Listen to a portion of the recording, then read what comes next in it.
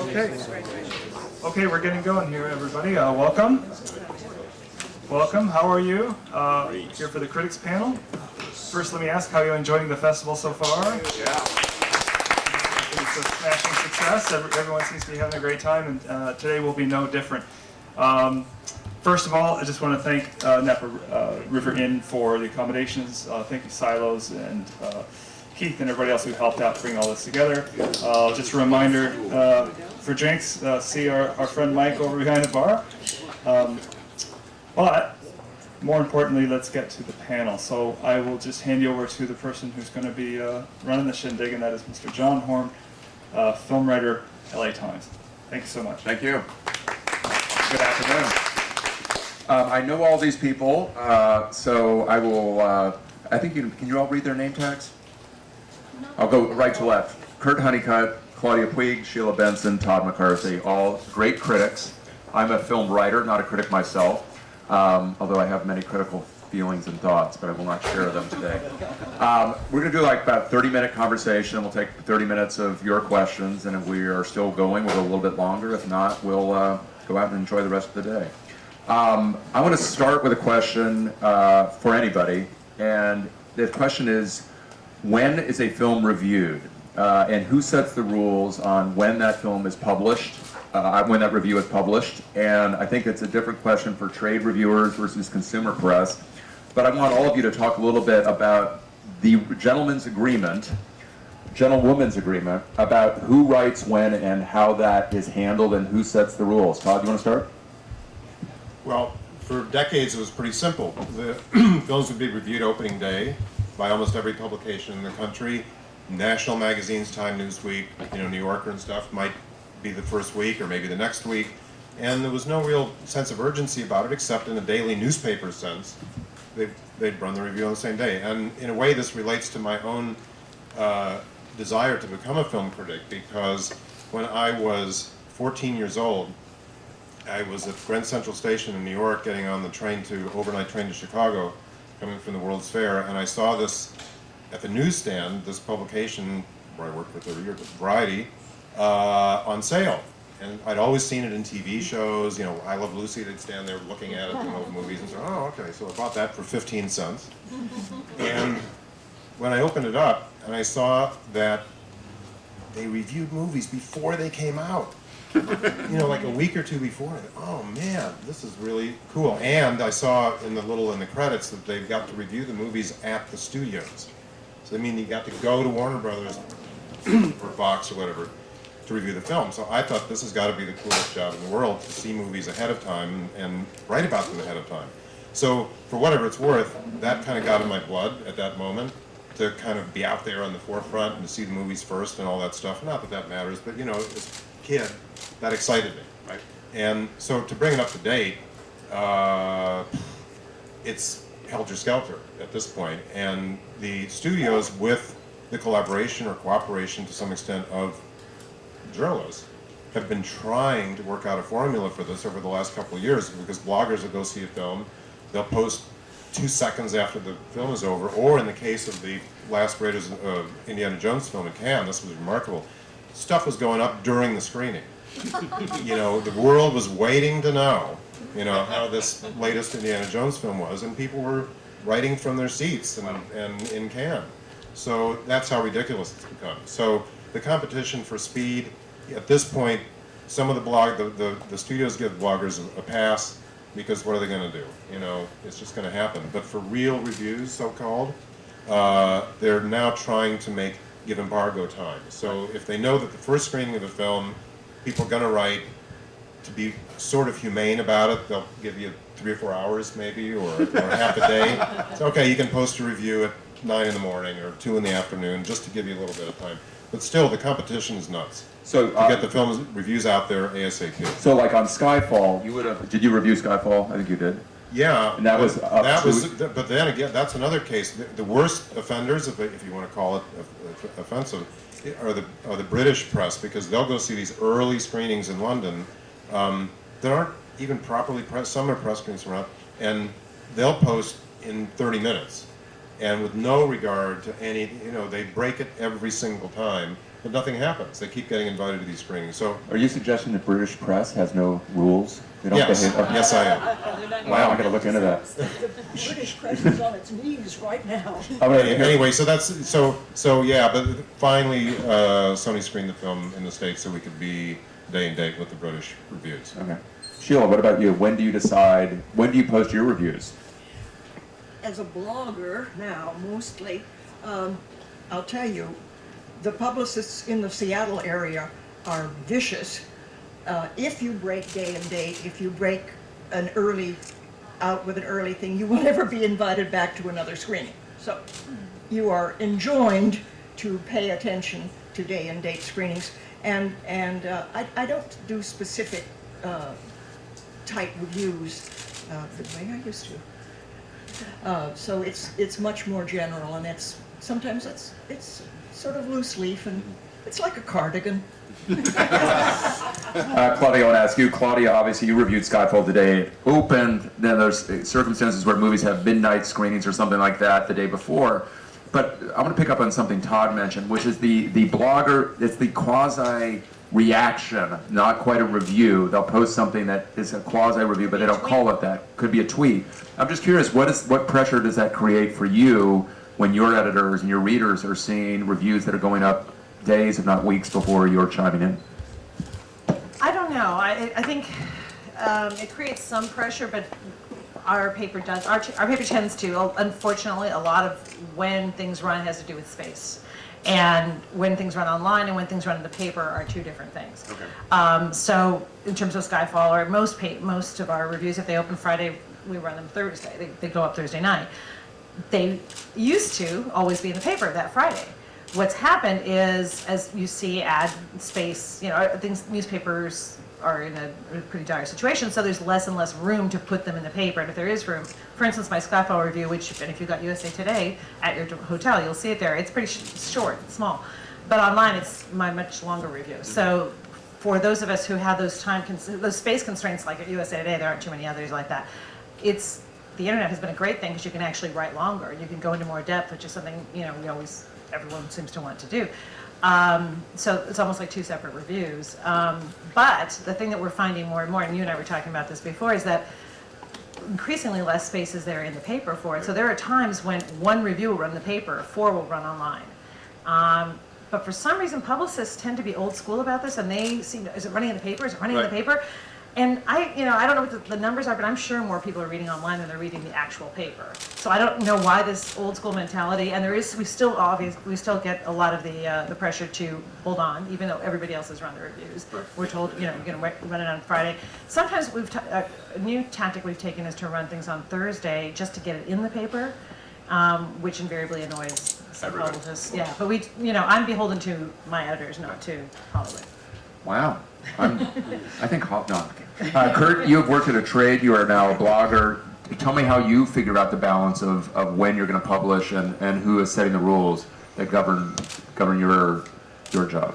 Well, when I was the chief film critic at the Hollywood Reporter, this was the bane of my existence, dealing with the publicists, because Sheila, I think we need to send those Seattle publicists down here to be national publicity directors, because they too often will screen it to somebody like Time Magazine because they're going to do a special on it. Next thing you know, it's reviews in the paper before we've even seen the film. And the magazine will be online too. And the British press, they don't pay any attention to what they do, so they let them do what they want to do. So there's the online component was a big thing with the Hollywood Reporter, because we did want to be at least up at pretty much the same time, and it wasn't always possible because you hadn't even seen a film sometimes. And just trying to juggle that was a problem. As a blogger now, I pay no attention to it. I do it. Yes, I pay no attention to it. I just put mine up whenever I want to, and it's usually behind everybody else, and I don't really care. Well, it's one less thing to have to worry about. That's for certain. I don't worry about it, and it is no concern to me. If you want to read my review, fine. If they don't, that's also fine. So it doesn't really impact anything I do, and of course you're working for a family newspaper, so then it's more about a newspaper as opposed to being an online site. So it's just a new, brave new world that we're all trying to figure out. And there are some publicity for companies or some studios like Warner Brothers who hold a very toe the line. I mean, they're very good at it. And there's some like Fox, when they set on time, it's always unrealistic, and you say, that's going to be broken before you, and it is. It always is, and they do nothing about it. There are no repercussions for it. I want to talk a little bit about the critic's relationship to the filmmaker and the audience. Nobody, probably very few people know, but when I was a young lad, I was worked with Sheila. Sheila was the film critic at the LA Times, and I recall distinctly going with a movie with Sheila.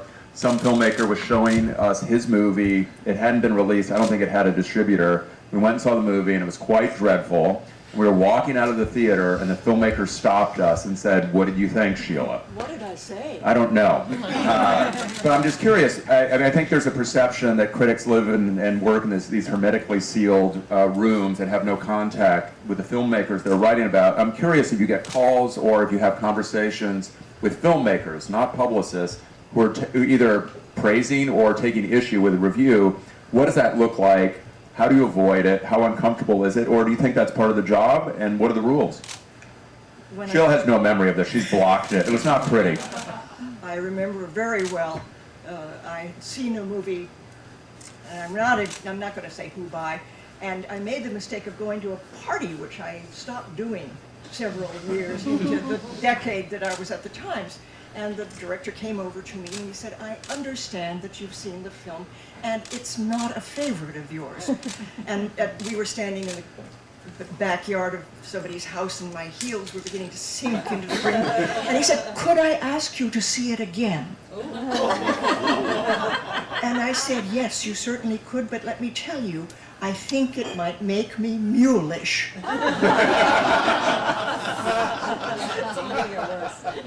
So and then I met somebody else who said, "You didn't go to a independent luncheon one day." And I said, "I guess I didn't."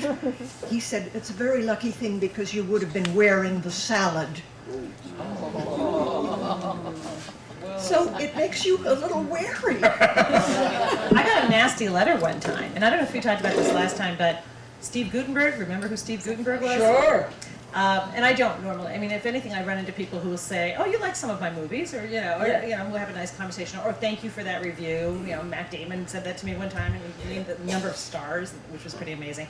But Steve Gutenberg, and he wasn't angry at one of his movies. He was angry at a friend of his about something I had said about a friend of his who made this movie, and I said this guy should stay behind the camera and not get in front of it. He was a director. And he, "How dare you? He's a good friend of mine." And no real reason. He didn't say, "Well, no, he was really great in that scene." It was just because he was a friend of his, and somehow that was supposed to be. Anyway, this little note came on Steve Gutenberg's stationery. Wow. Yeah. But that's really the only I letter. didn't know he I've could ever write. written. Not so well. This is a kind of an endless subject in a way, but if you're working critic in LA or New York, and you make the rounds of the film festivals, it's unavoidable Yeah. that you're going to Absolutely. meet filmmakers and be at functions and parties, and if you like their film, they'll come up to you, and not always, but some, and over the years that accumulates, and so filmmakers, and you can't help it. In many cases, you want to know them because they're really interesting, talented people. It's rewarding, but it can be awkward. The thing is, though, that over the years I've developed a kind of a distance, and I think they know I'm going to write whatever is deserved Yeah. to be written. Yeah. I had one guy I knew quite well, and I reviewed not even that negatively, but kind of mixed.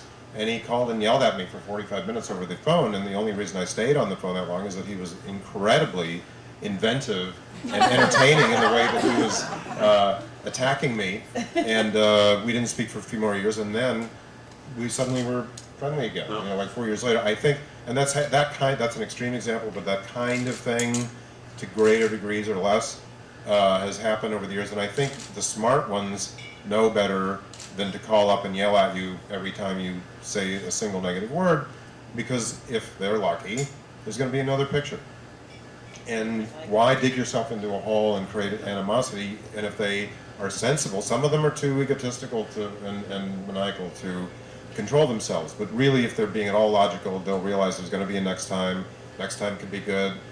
maybe the other, and they ultimately will respect you for being honest, Right. I think. So No, I know that's that. the way I kind of have evolved it. Yes, Sheila? Oh, on the subject of egotistical and maniacal, I reviewed The Abyss by James Cameron.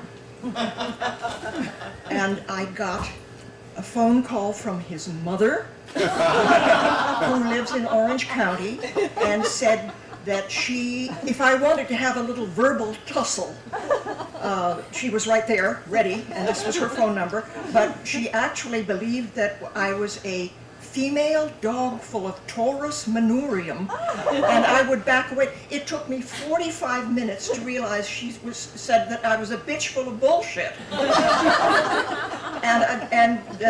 So then his brother called, and it was a large family, and I had to finally go to my editor and say, come on, tell them they can write, we will publish everything you want to, we published letters to the editor, in those days, long letters to the editor. And so they wrote long letters to the editor.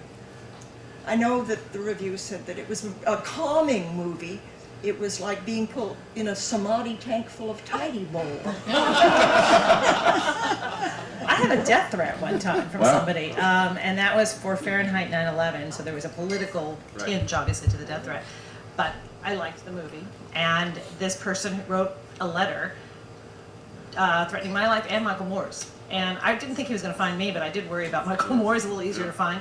So I did send it to like our legal department, and Michael Moore lives, so do I. So. Good. Kurt, do you have any?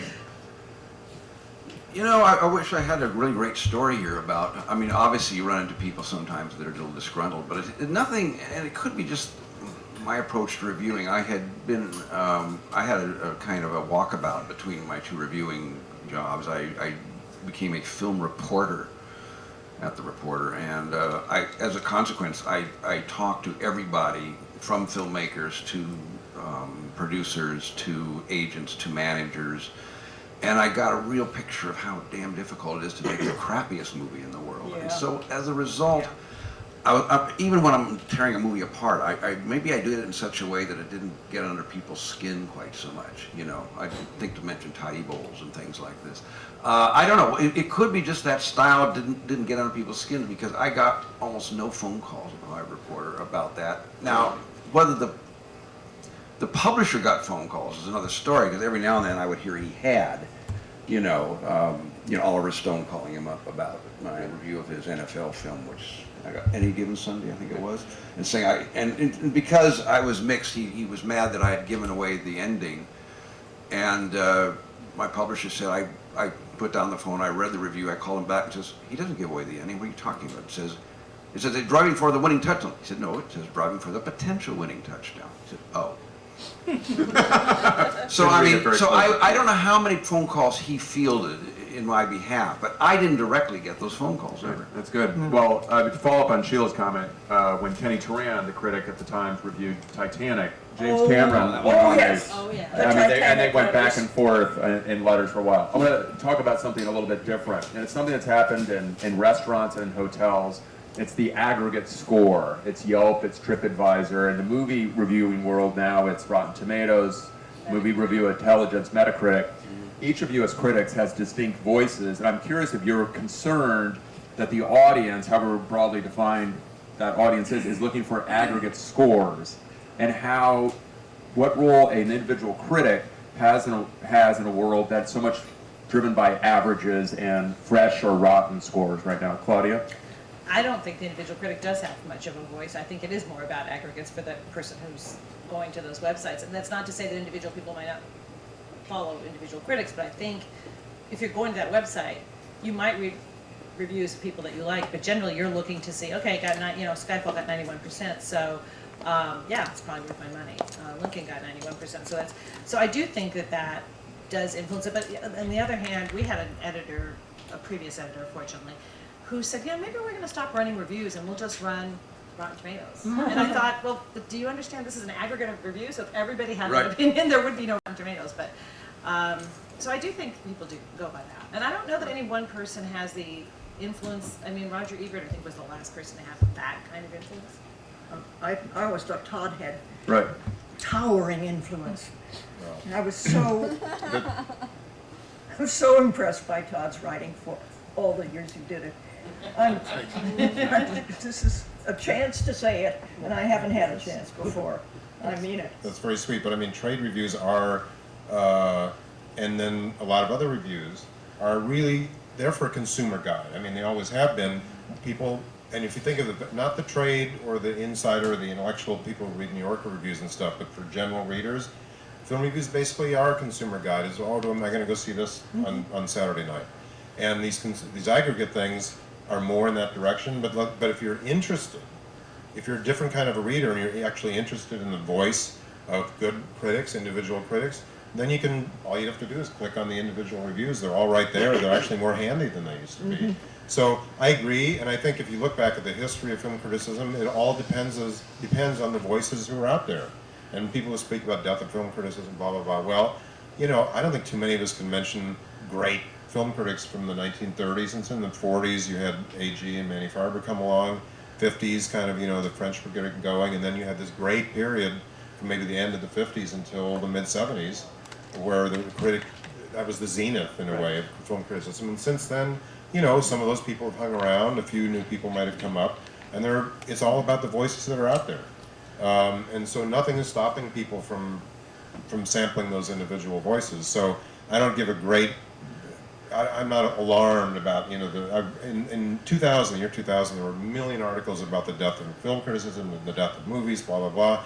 Things go on, and so I'm not that, the only thing that I think is imperiled, and where you really boil down to a precious few, are salaried jobs as film critics that you can actually live on. I don't think there are more than about 10 or 12 in the whole country of real, quote, jobs as film critics, where that's what you do, and you can actually live, make a living doing that, because the national magazines have dwindled to a precious few.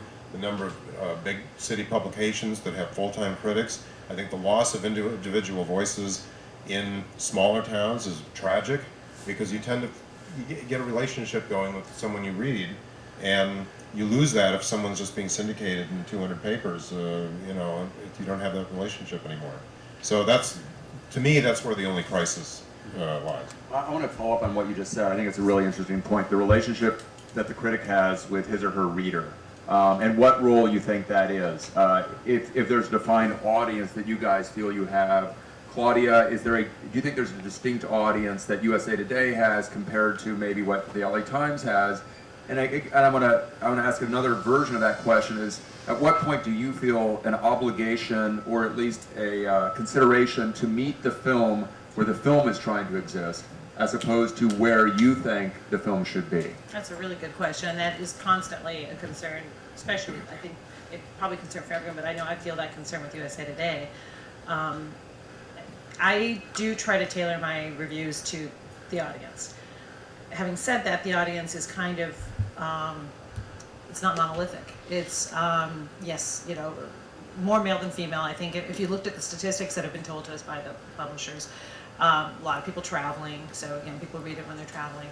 I personally hear a lot from young people, and they say, "Oh, I really like your reviews," and a lot of young people, so which is very heartening to me. Right.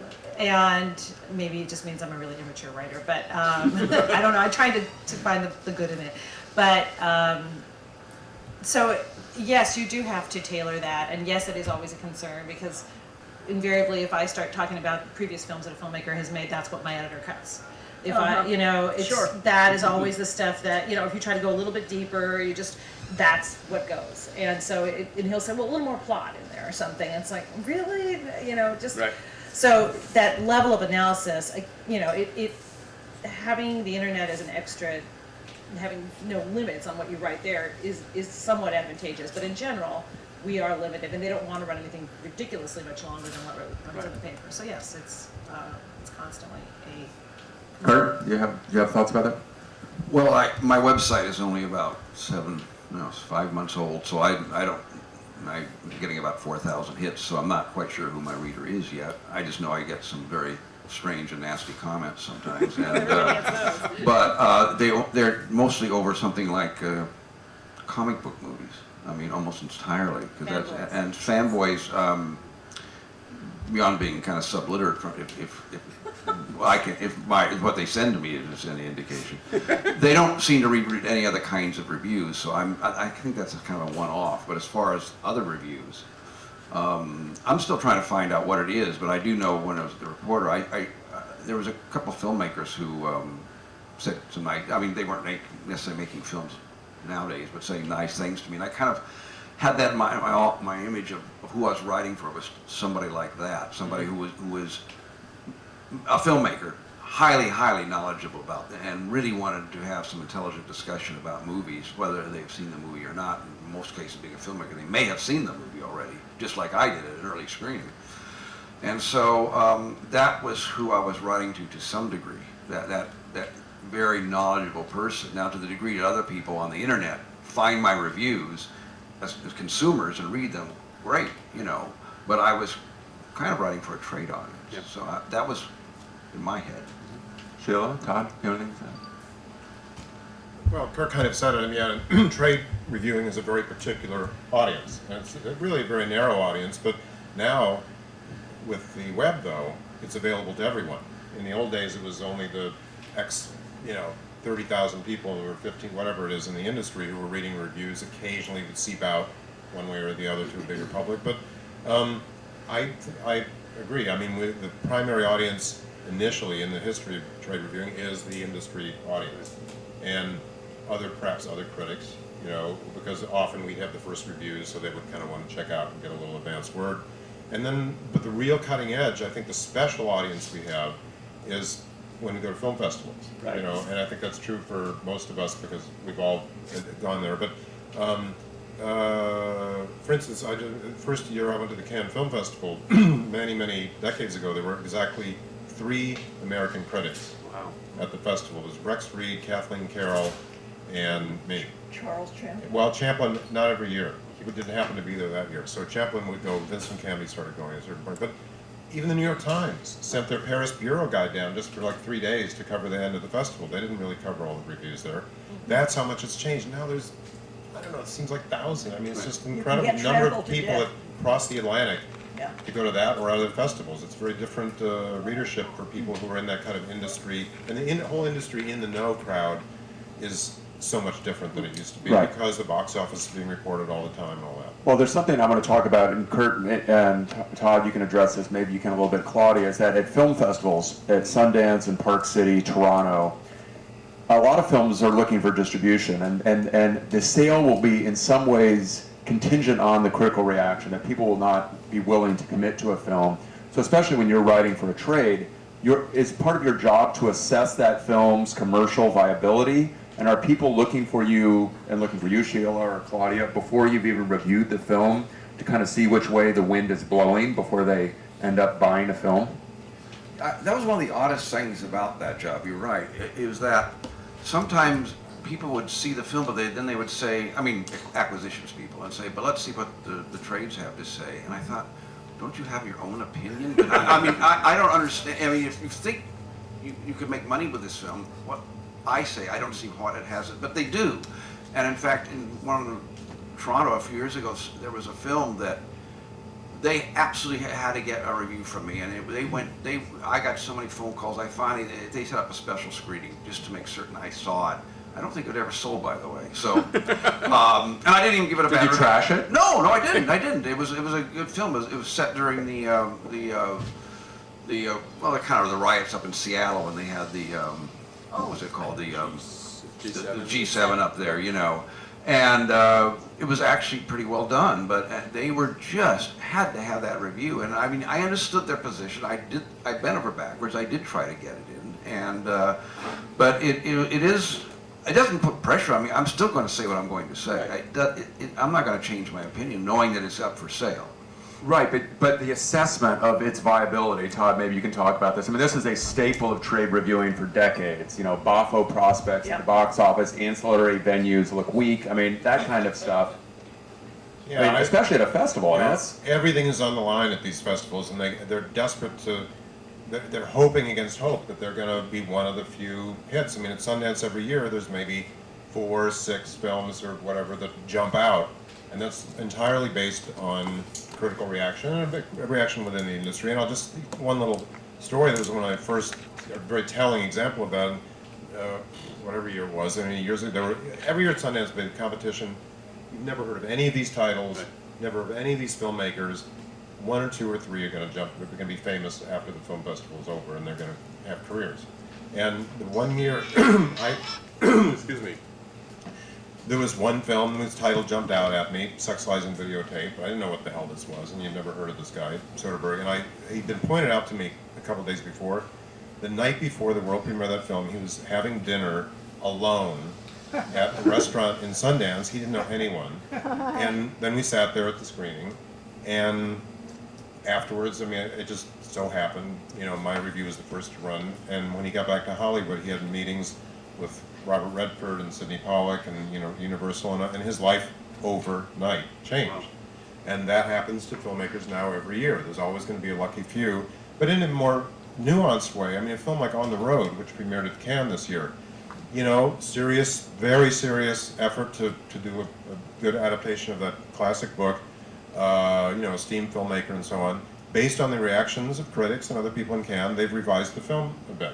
You don't, just because you think it's good, you still don't know quite what you have, and then you judge the reactions and you go accordingly. Now it's been recut and it's being put out. By the way, will you re-review it? Will you go back and see it, or does that fall into The life only way as too we'll short? re-review something is if something is totally overhauled. I mean, I remember when Heaven's Gate was cut down, when Once Upon a Time in America, if there's a huge, drastic change, or even if they rescored the film or something. Anyway, I'm talking too much, but that's, reactions at festivals are very important for filmmakers these days. Go ahead, Claudia. I just have a question. It's sort of ancillary to the reaction at festivals. We don't review, since we're a more populist publication, we don't review at festivals. But what I find sometimes, and I find this troubling, is trying to tap into our role as sort of tastemakers, I guess. I'll have people ask me to see a movie way before it Good comes question. out, months in advance, and say, we just want to get your feeling about it. You know, maybe when we should release it. My job. Is it an awards movie? Is it Yes, awards movie? absolutely. No, No, this I don't happens do all it. the time. And It happens the to me worst too. one, yeah, you get it too. One of the worst ones was a filmmaker who shall go unnamed asked me to look at his movie, and he wanted like editing tips or my reaction.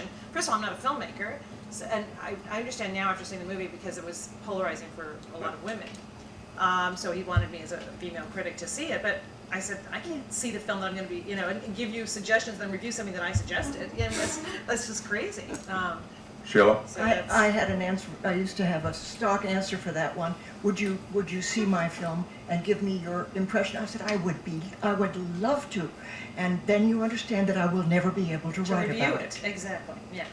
I ended up not even reviewing this guy's movie anyway, just because of the ask. Right, but we're going to be part of the process and then we're going to write about it? I Yeah. don't think so. No. I'm going to turn it over to questions from the audience. I have two more questions. This is for Kurt and Todd, not to put you totally on the spot, but because you're trade reviewers and you will occasionally write box office prospects look iffy, where were you the most wrong? Do you remember a movie that you thought was going to be a commercial disaster? Okay, Kurt's got one. Oh, I know. My Big Fat Greek Wedding.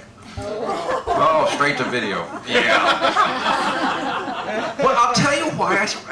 I had seen like 5 or 6 movies on exactly the same theme, exactly the same story in Sundance that year. One was Chinese American, one, I don't know, there was just a slew of films about the whole idea of assimilation and the next generation and not paying attention. It was just the same story, and I was seeing yet another one.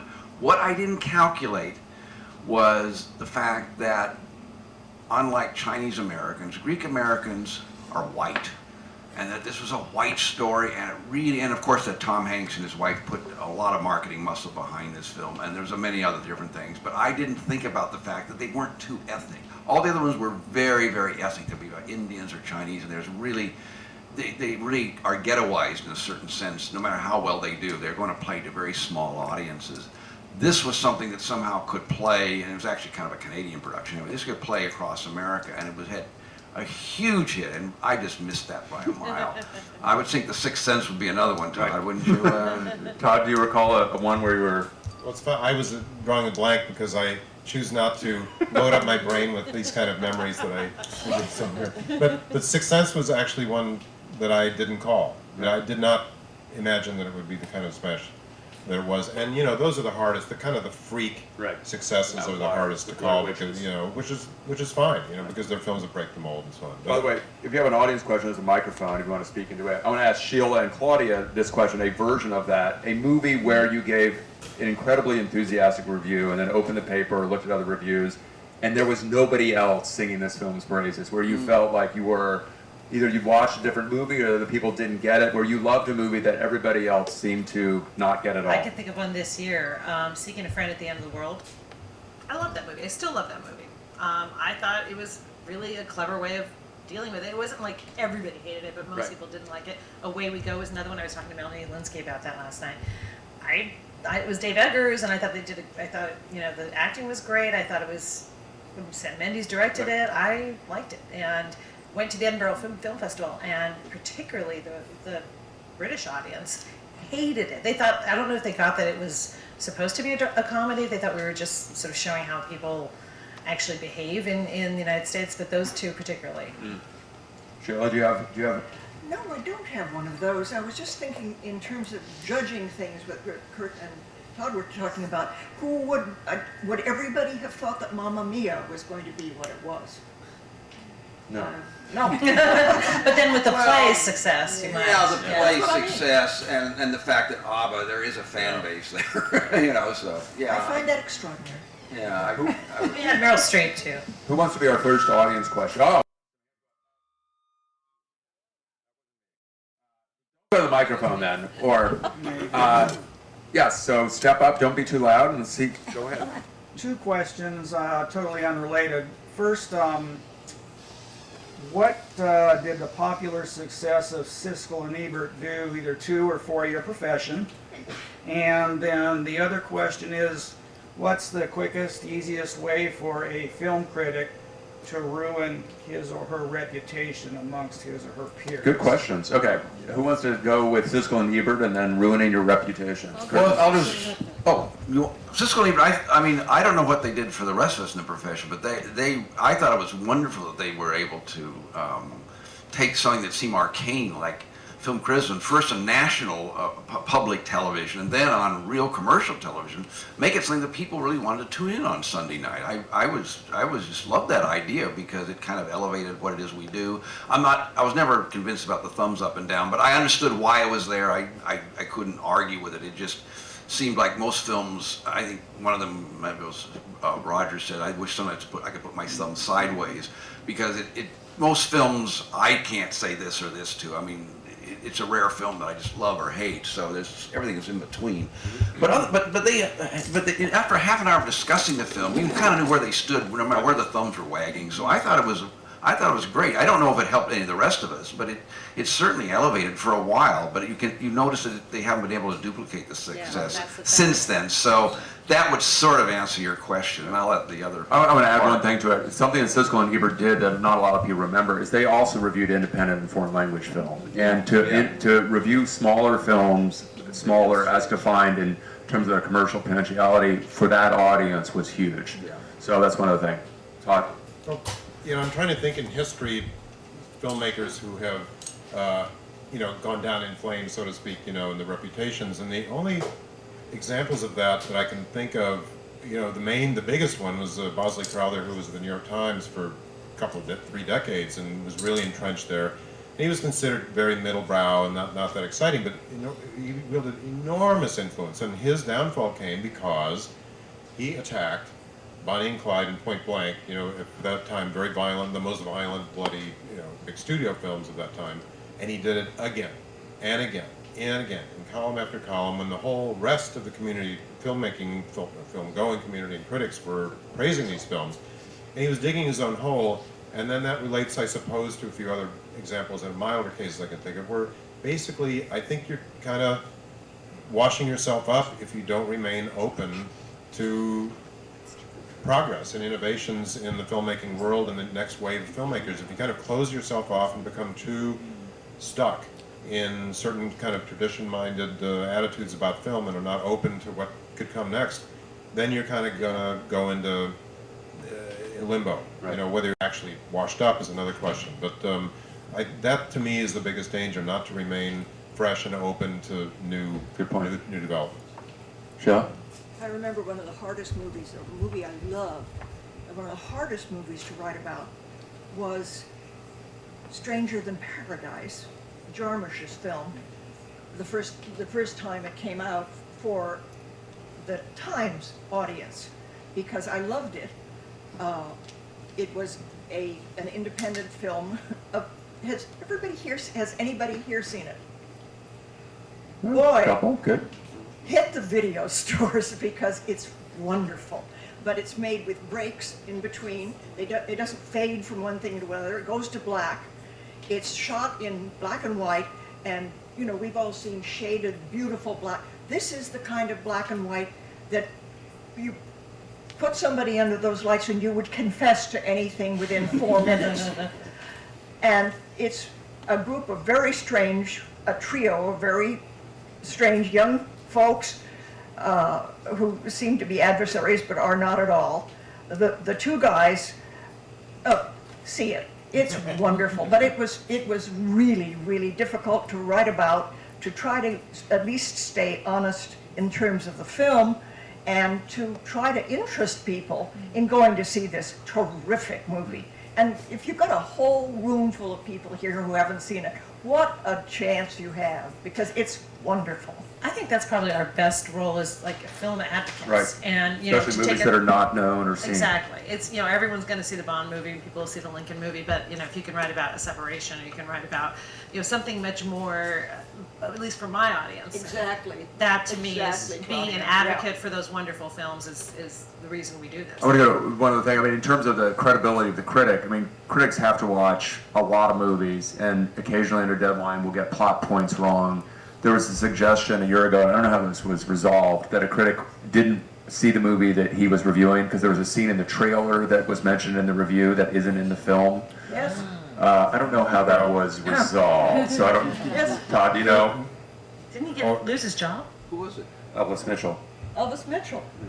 Well, I think he But I lost don't his know, there were extenuating no, but circumstances. the worst example like that was kind of hushed up, but it was known, was, I forget which film it was, but it was Vincent Canby at the New York Times, and he reviewed some film, I don't know if it was based on a Stephen King or some novel, well-known novel, and he wrote about it, and he described a full paragraph, devoted a full paragraph to describing a scene which was not in the film, But it was in the book? but it was in the book. And there were it was printed in the first edition of the Times. A few people got back to the Times and this is wrong. I mean, there's no such scene. And from that point on, he had a minder with him at every screening so he wouldn't fall asleep. Wow. Great critic. Yes, go ahead. So, one. I guess the two-part question, which goes off of what Claudia just said. I feel like there was a time when critics could discover a film and rally behind a film, and rally to the cause of the film and get everybody to see it. I mean, now it's much harder, not because, you know, changes in many things, not the least of which is getting to stay in a theater for more than 2 weeks. Yeah. So the whole word of mouth discovery thing has been much harder. But there was a time I felt like in the not so distant past where critics could really discover a film and champion a film. And I wanted to ask you if there were certain films that you had seen in your career where you felt like, I have got to let the world know about this film, and maybe given it more attention just because you personally felt it was important. Another more cosmetic question is about reviewing. I feel like sometimes there's sitting around and watching a movie in a screening room alone, or God forbid, at home in your boxers in front of your TV, or they're seeing it with a crowd, and the crowd response to a movie is I think not irrelevant to how a crowd responds to a film. And sometimes, you know, I've seen, you know, Ben Brantley or even the New York Times or A.O. Scott sometimes say, you know, well, the crowd really liked it, even though I didn't. So those are my questions. Well, let me. Yeah, Sheila's gonna. I'm going to deal with one thing just in terms of the critics and about getting behind a movie. In Los Angeles, the LA Times, any given weekend, 18, maybe sometimes 20 movies open in a given weekend. So there's a volume issue. that is part of that. So I just want to get that away. Sheila, Claudia, do you want to tell I us just wanted which- to say really quickly to that point, because I do a radio show on NPR and an interview from LA on KPCC called Film Week, and that's where I feel like I can do more championing, because like the LA Times, anything that opens in LA, no matter how small, we pretty much review. But I think we all do that. I mean, I think we all really try to champion a film. It's not that we're the only voice doing it, because there are usually, when something's really great, other people know about it, and other critics know about it, and we'll get it out. But I think what I sometimes try to do is sort of bring it back. You know, like there's another movie that's sort of a similar theme, say, well, maybe instead of seeing this movie, see that movie that a lot of people didn't see, but is, you know, kind of deals with similar themes, but does it better. And you can, later on we do this thing called Oscar Don't Forget Me, so you can kind of come back to certain roles and say there was this role that, nobody saw Frank Langella in Robot and Frank, or nobody saw Melanie Linsky in Hello, I Must Be Going. You can bring that up again, and you can kind of do your best, and that's what you can do. Well, also, Sheila, I will get to you. There's also, there's the rallying behind as an individual and kind of the larger hegemony of critical voices. And I think if you look at last year, I think if you look at The Artist, that was a movie that was hugely driven by a critical hegemony of support, that everybody was so enthusiastic about that film that people took a risk on seeing I'd a say black Hurt and Locker white is the same thing. Hurt Locker, but it didn't do very well commercially. And I think Artist, there was an audience that discovered that movie because of the critical support. Hurt Locker really didn't succeed commercially. No, but it succeeded It Oscar-wise did. and everything And else. that's a different conversation. But I think there's sometimes that there's a movie that a swell, a big wave of support can affect. And in the last year, I think The Artist is a great example of that. Sheila? I felt very badly about the film called Margaret by Kenneth Lonergan, who had done You Can Count on Me a few years before, and who is a wonderful playwright and a terrific screenwriter and does not know when to end a film. So his first cut went 2.5 hours, and that was only, I'm sure Todd knows the ins and outs even better than I do, but it went into the hands of the sort of great mediator Scorsese, who brought his editor, maybe it was Schoenmacher, I'm not sure. Film looked at. Yeah, but they got it down. But it now exists. You can buy it in the 3-hour length. And I have seen that now. I've had it at home to show people. And people say they're transfixed through the whole 3 hours. They don't move. They don't even go to the bathroom. But the other half of, so that's a sort of lost cause movie of mine, because I think Jeannie Berlin, certainly, and the leading actress whose name I was trying to remember, help me. Keep going. Okay. Anna Paquin. Anna Paquin, there you go. And those two would have certainly shown up at Oscar times. The other question is seeing it at home. I think the powered down concentration you get in a theater when it's just you on the screen just cannot be duplicated. And I think people should see things as much as possible in that situation with other people, perhaps having the same experience you are. But there is that focus that I think no home video can do for you. Well, Sadly. and some studios, especially with comedies and genre films, so like the Paranormal Activities, they'll insist that the critics come to Yes, sure. screens where there's invited public. So it's not just a bunch of sour critics who don't want to laugh at anything, yeah, like us. But they will basically kind of load the deck, right, Todd? Oh, absolutely, but you want to see a comedy with Exactly. a crowd. That's absolutely true. I'll just say festivals though can be a little misleading because for instance, you Festival mentioned fever. Stranger Than Paradise. As it happened, I saw the world premiere of that in Cannes that year, and the reaction was so great. And I reviewed it out of that screening. I mean, it was so clear that it was a major breakthrough, a discovery of a new director, and so on. And that was great to see in the right kind of crowd. I'll say that festivals can differ. I mean, Cannes, is notoriously tough, and there'll be an element, even maybe 6 people, or 2 people who might in the balcony boo, and then it'll get into the press. Oh, the film is booed, Like Tree of Life. which is so misleading. That's so And they might be in there from the start, determined to boo, because there's so many critical clans and cliques and camps in France. I mean, you never know what people are up to in There there. might have been a rival distributor. Absolutely. So that's a little misleading, and those audiences can be very tough. On the other hand, every screen that's ever been filmed, shown at the Toronto Film Festival is a huge success because like the audiences just love no matter what goes up on screen, and that's very misleading. And I've seen standing ovations where I was like the only person I who think wouldn't get up. What do you say, It's- Sundance? Sundance is too. like that too, Yeah. because especially the premieres, because the audiences My are God. packed. But on the other hand, yeah, Sundance and Toronto are Standing similar ovations. that way. Happy Texas, remember Carrot the Oh, Spitfire yeah, Grill, those movies absolutely. that, you know, they were the Absolutely. huge bidding wars. And then on the other side of that, at Sundance, I was at the very first screening of Reservoir Dogs, where, and I'm not exaggerating, 15 or 20 women walked out. I was at that screening too, the Holiday Village. Absolutely. And so what do you take from that? You know, I mean, could I write, you know, half the women in the audience walked out? I mean, that's misleading, Sheila? but it just happened. Sheila's gonna say something I about, think I might have been with some of those women. well, we're speaking contrarily. I love you, I'm not sure I love Margaret. Another question, there's somebody here who's gonna go? Go ahead. Yeah, I have a couple of questions. First one is, do you think the relationship between a film critic and a filmmaker clouds your judgment on a particular film? And also, you talked about new directions. I'd like to hear from each panelist what film you saw this year that was produced, directed, or written by a woman or a person of color. Okay, a good question. Who wants to go? I'll start. Let's start on question, second? Whatever. Yeah, I'd love to do both, actually. First one, I try not to have relationships with filmmakers for that very reason. You know, so it doesn't cloud your judgment. Having said that, we all have our favorite filmmakers, and you go in, you know, with a high expectation. That's enough sometimes. To your second question, it was how many films have been made by people of color? Just- Well, what you name responded one. to. Oh. Yeah.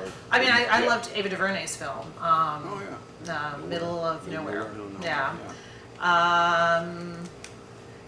I loved Searching for Sugar Man. I don't know exactly who made that, but it was about a Mexican man. There are never enough films about people of color. Or made by. Definitely that's not definitely made true. You got by. a woman Definitely and not. you got a woman and a black person on the middle of nowhere. Yes, you do. Yeah, so, Yeah, you know, yeah. that's, I mean, and do we count Denzel Washington starring in a film? No, he's a huge star, so that's a different thing. But I thought the Lee Daniels film, it divided people, but I thought that was an interesting. Right. which was Lee Daniels? Paperboy? Oh, Paper- the I liked Paperboy. it. I actually did think it was a good. I mean, some people hate that adaptation. film, I understand why too. I would I say thought it was an interesting second choice for him. Do you have ones to throw out to ask us?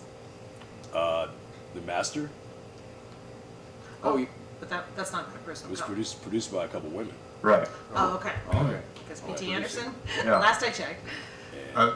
I've been privileged to be on the New York Film Festival selection committee the last few years, and you see a lot of films by women. And this year, I would say the most unusual film by a woman was an Israeli film called Into the Void, which was directed by a member of the ultra-Orthodox community in Israel who had never made a film before. And this woman who attended the Sam Spiegel School of Journalism in Jerusalem, School of Film in Jerusalem, and made this film as the first person in that community ever to make a film. And it's a really interesting film. No, and I would add one of my favorite films at the Telluride Festival was Wajda, which is a movie directed by a Saudi Arabian woman, first Right. Saudi Arabian woman filmmaker, and the first Saudi Arabian of any gender, I think, to shoot a feature in Saudi Arabia. That's right.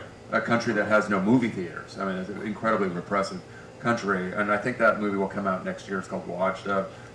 A really good movie, but the story about the filmmaking is even more incredible. I think But- at festivals you're going to see more of those. There was a period earlier this year, and now I'm drawing a blank, but one of the films that I mentioned that I liked that other people didn't like, Searching for a Friend at the End of the World, was directed by a woman. Right.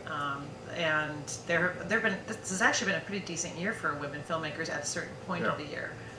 To answer the other part of your question very briefly, in terms of relationships with filmmakers coloring or influencing review, I will freely admit that in my earliest years as a critic back in the 70s, I was inordinately biased in terms of the old greats whose careers were just coming to an end and they were all making their last films, and I was way too generous in most cases, but I wanted to support these people like Billy Wilder, George Cukor, Samuel Fuller, etc., etc. People like that. I fully admit that I was prejudiced in favor of these people. We probably have time for a couple more questions. Somebody else have a question? Way in the back. I'm going to ask the panel, because I think it's a relevant question to this crowd. Within a festival, there are a lot of movies here. Who decides which movies within a festival are going to get reviewed? If I'm a young filmmaker and I've come to Napa and I'm having my world premiere here for my documentary or my narrative feature, I want to get some attention, I want to get some press. Who is going to decide whether or not that film is going to be reviewed? How does that work? John, have a blog. So liberating. Bloggers have to be by name. When you're at the Toronto or Cannes or something, you can't possibly see all the films. It depends on if you have a journalistic team of critics who can realistically cover the festival comprehensively. If you're on your own as a blogger, you got to pick in advance, sometimes with no knowledge whatsoever, this film and that film. And maybe review, if you're lucky, review 1/10 or the films. I think it depends who you work If you're with a paper that has multiple critics, and Kirk and I have been in this position where you go to Cannes, you go to Sundance, in theory, your intention is to review all the films and not show. Well, now, I mean, the as whole a team. Yeah, the whole team. Right. In other words, your publication will theoretically review all the films. Sometimes the most marginal, if you want to call it that, categories will have to be let slide a little bit if you just don't have the manpower to do it. So maybe the midnight shows or the experimental films or the fringe or like whatever they call that stuff that is clearly maybe not going to be as commercial. Maybe that you have to let it go. But in theory, at least at the trades, we go to major festivals with the intention of reviewing anything of any importance. I just thought we needed to ask. Yes, your question. So that actually picks up on something you mentioned earlier, which is the volume of films that you are required to review. And a lot of the panel conversations I've been listening to have been talking about with the advent of technology and, Disney buying Lucas and animation and all these different kinds of films that are out there. Do you see your world focusing more on a particular kind of film, or are there some criteria that you would use to even review something? I think that's a good question. And the other thing I'll throw out there is the studios are making fewer and fewer movies. I mean, Disney is maybe going to release 6, 7 movies next year. Not only that, so Fox Searchlight and those companies are making fewer. Right. Yeah. So how does that affect? And Yeah, it doesn't completely affect. I mean, we don't pick a genre of film to look at. Having said that, we will cover the heck out of the Avengers, tentpole movies, Bond. I was personally responsible for a lot of the Harry Potter coverage. You just we are that kind of paper. We're a populist paper, but those are articles about it as opposed to the reviews. But we review everything that is reviewed, but that is released by a major studio. The independent films, the foreign language films, the documentaries, I have to push for, and sometimes it'll be, sometimes I will get something in there, sometimes I won't, and some of it will just run online. So it's a constant battle, not a battle. I mean, that sounds like my editors aren't against it necessarily, but they're just, we're limited by space or whatever.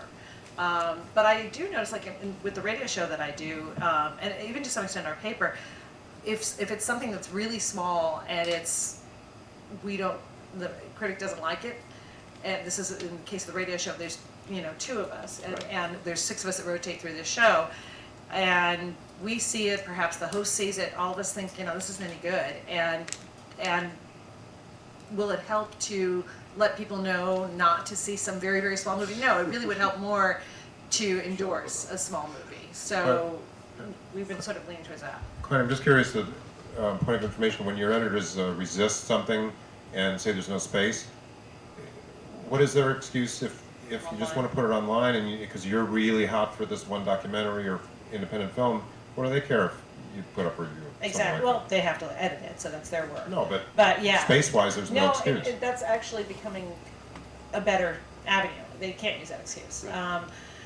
So we are starting to, kind of dig a little bit deeper sometimes. But they still sort of have that mentality. We can put 1 or 2 things online that we wouldn't put in the paper. But if I were to say, can we put 4? They would, I think they would still resist that. Right. Well, another issue, it didn't really come up, but at the LA Times, there are so many movies that, we will review every movie that opens theatrically in LA. Mm-hmm. And there will be a week, a Friday, where Transformers 3 is opening. And it's going to get all the space on the cover of the calendar section. And there's some great foreign language movie that we love that's going to be on page D18.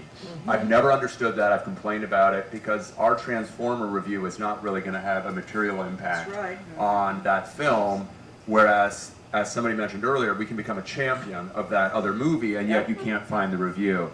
And I think that's... And that movie needs the It help. needs that Yeah. space and it needs that prominence, and that's just, we are locked into, and I think a lot of papers think this way, we're locked within the old model of how we decide what film gets what kind of prominence. Kurt? Yeah. I know up here in the Bay Area, I have friends that are in Marin who run the, beyond the Marin Film Festival, they run the, what is the name of that theater down there, Mary? Do you remember the name of that? Santa Rosa. San Rafael. And they're having a real problem getting the San Francisco papers to review some of the films because they say, well, it's not playing there for a solid week. It may be opening for 3 or 4 days. Sometimes they do some own distribution themselves. So you need to have papers do a kind of a special screenings column like Kevin Thomas used to run in the LA Times, where you could at least on a Friday do a capsule reviews of everything that is open. Just something to let people know, because people would know to turn to that column that he used to write. And the San Francisco Chronicle can figure out a way of doing this too.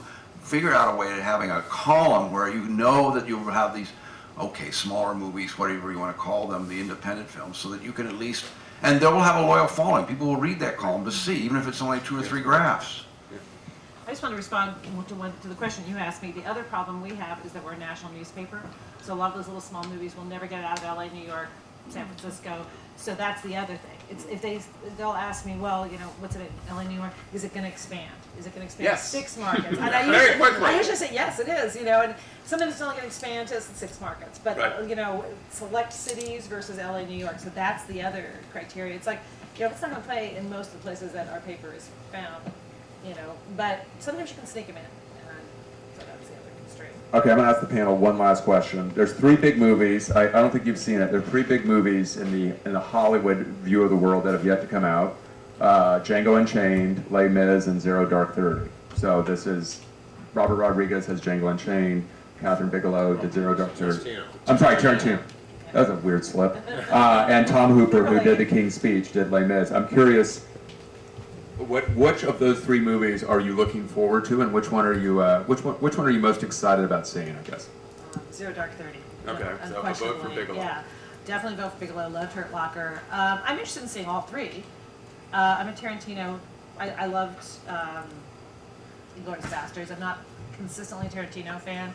I'm a little nervous about Les Mis because I'm not a big fan of the play, so that's my least interested. Okay, Todd.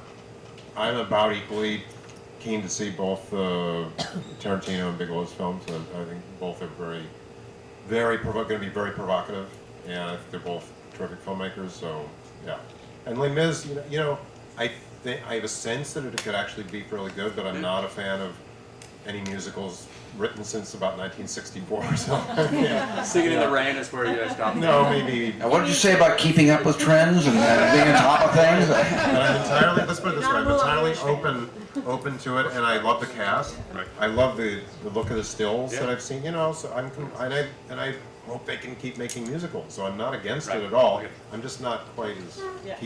jacked up about it. Sheila?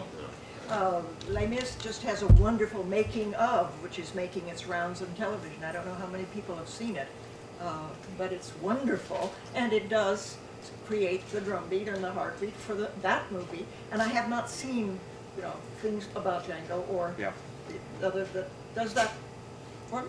Yeah. I've always been in the mood that I look forward to just about every film, and then 5 minutes after the lights have gone down, I may change my mind very drastically. But it's rare that I go in really thinking, oh God. And then oddly enough, once or twice I've done that and found myself actually liking the film a great deal. So I pretty much have approach a film pretty open-mindedly.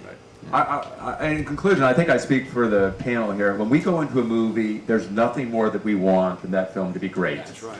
Absolutely. When those lights go down, I mean, I was a juror this week. We so want those movies to be good. I think there's a view of critics as incredibly jaundiced and mean, and I think we want movies to be great. We love film, and I think there's a great misconception that we go in with an attitude. We want movies to be just as good as you, if not better.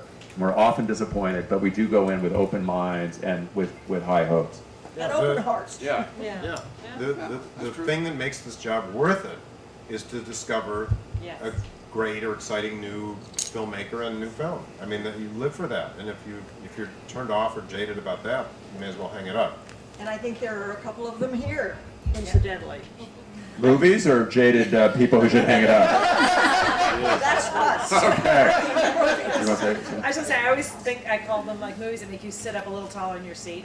And I've literally had that reaction sometimes with movies, like, whoa, this is something I didn't think it was gonna be. And I wait for that moment. I love that moment. So. I want to thank you guys for showing up. I want to thank the panel for taking their time out. So enjoy the rest of the day.